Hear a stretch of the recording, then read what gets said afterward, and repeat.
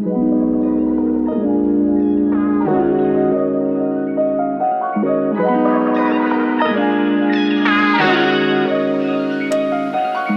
your work on this session, Patrick, really good to see a few things we've been working on in training come into fruition. We can see that head position has lifted your hips to align your body in a better position.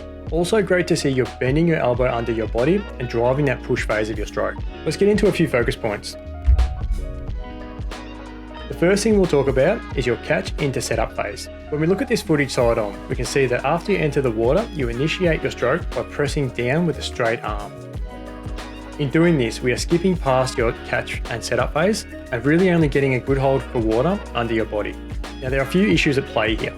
The first one we'll talk about is a stop and start with momentum in your stroke. We can see that as you press down with a straight arm, you lose that momentum you've just built up, causing you to slow down in the water. The problem with this is there is a large amount of force required to begin your stroke again. We really want to try and get constant pressure on the water at all times. Okay, this one is definitely causing a lot of issues. Let's start with the obvious one here, and that is the imbalance in your kicking motion. The big thing at play here, even with the kick on the right side, is you're not getting a positive gain, meaning that all your power and stabilization is coming from your upper body and you're dragging your legs along. Let's look from above here. We can see your hips are drifting laterally and your legs chase this movement, drifting side to side. So with building up your kick, we will see a bit more stabilization and implement a bit more body roll. Now don't get me wrong here, your body roll does not come from your kick, but it will go a long way to help.